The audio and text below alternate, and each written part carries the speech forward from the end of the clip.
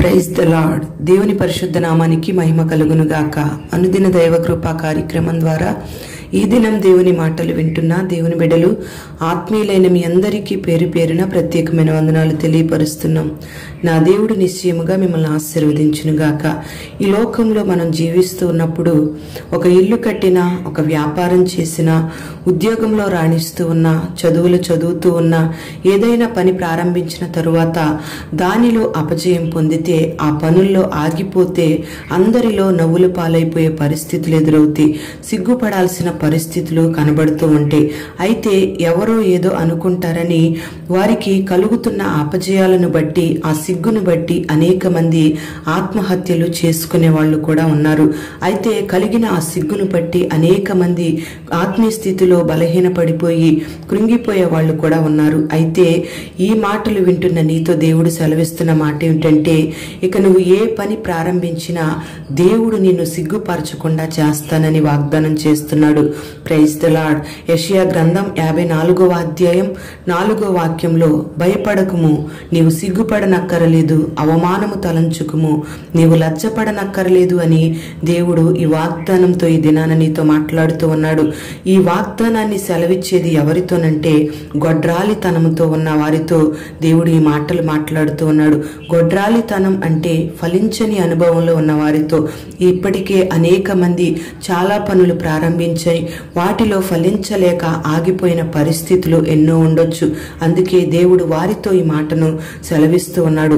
నీవు సిగ్గుపడకుండా ఉండాలని, ఆనందాన్ని అనుభవించాలని, ఆశీర్వదించబడాలని ఆయన ఆశపడుచు ఉన్నారు. షడ్రకు, మెషకు, అబేద్నెగోలను అవమానకరమైన మాటలు మాట్లాడి అగ్నిగుండంలో వేసినప్పుడు దేవుడు వారి పక్షంగా నిలిచి ఉన్నాడు. వాళ్ళు వాగ్దాన ఫలాన్ని అనుభవిస్తూ ఉన్నారు. అంటే వాగ్దానం మీద విశ్వాసం ఉంచారు కనుక అవమానించిన వారి ముందే దేవుడు వారిని సిగ్గుపడనీయకుండా, వారికి అగ్నివాసన కూడా అంటకుండా, వారిని కాలిపోనీయకుండా దేవుడు కాపాడుతూ వచ్చాడు. అందుకే పౌలు కూడా అంటాడు, నేను నమ్మిన వానిని నేను ఎరుగుదును గనుక నేను సిగ్గుపడను అని. Praise the lord. మరి అందుకే సిగ్గుపడకుండా పౌలు అనేక అద్భుతమైన కార్యాలను అనుభవించాడు. నమ్మకం ద్వారా, విశ్వాసం ద్వారా గొప్ప కార్యాలను పౌలు చేయగలుగుతూ వచ్చాడు. కీర్తనల గ్రంథం 25వ అధ్యాయం 2వ వాక్యంలో దావీదు అంటాడు, నా దేవా నీ యందు నమ్మిక ఉంచి ఉన్నాను, నన్ను సిగ్గుపడనీయకు అని. దావీదు ఈ రీతిగా దేవునికి మొరపెడుతూ ఉన్నాడు. మరి దావీదు జీవితంలో కూడా దేవుడు సిగ్గుపడనీయకుండా, ఎక్కడ కూడా అవమానం కలగకుండా దావీదును కాపాడుతూ వచ్చాడు. ఒక ఘనత కలిగిన వ్యక్తిగా దావీదును స్థిరపరుస్తూ వచ్చాడు. కీర్తనల గ్రంథం 22వ అధ్యాయం 5వ వాక్యంలో, వారు నీకు మొర్రపెట్టి విడుదల నొందిరి, నీ యందు నమ్మిక ఉంచి సిగ్గుపడకపోయిరి అని ఈ వాక్య భాగంలో రాయబడి ఉంది.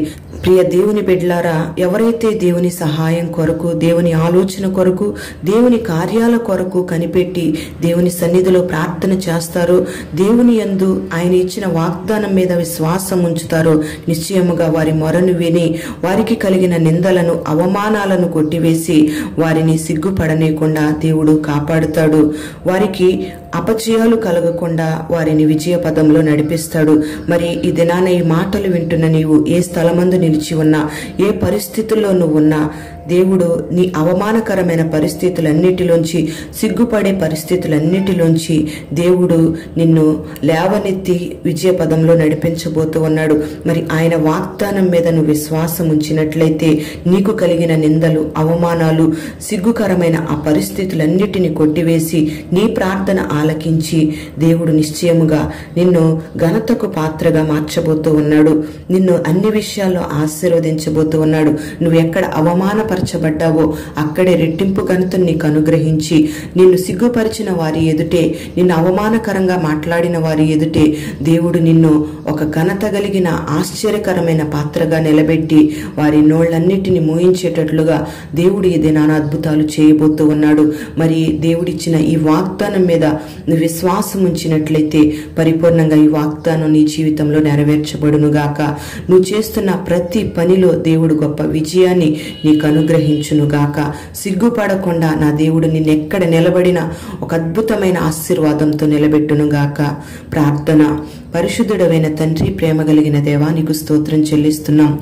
ఈ దినం ఈ మాటలు విన్నని బిడ్డల్ని పేరు పేరున మీరు ఆశీర్వదించండి. భయపడొద్దని, సిగ్గుపడొద్దని, అవమానం తలంచొద్దని, లజ్జపడనక్కరలేదని మీరు సెలవిస్తూ ఉన్నారు. మరి ఈ వాగ్దానం మీద విశ్వాసం ఉంచిన నీ బిడ్డల జీవితాల్లో అనేక కార్యాలను జరిగిస్తూ వచ్చారు. ఈ దినం ఈ మాటలు వింటున్న నీ బిడ్డలను కూడా విశ్వాసంలో స్థిరపరచండి. నీకు మొర్రపెట్టి ప్రార్థించే అనుభవాన్ని మీరు కలుగు చేసి నీ బిడ్డలకున్న ప్రతి భయంకరమైన ప్రతికూలమైన పరిస్థితులు, అవమానకరమైన పరిస్థితులన్నిటిలోంచి విడుదల కలుగు చేసి నీ బిడ్డలందరినీ పేరు పేరున మీరు ఆశీర్వదించి వర్ధిల్ల చేయమని, ఈ మాటలు వినని బిడ్డలందరినీ వాగ్దాన దీవెనల చేత నింపమని యేసు నామములో అడుగుచున్నాము తండ్రి.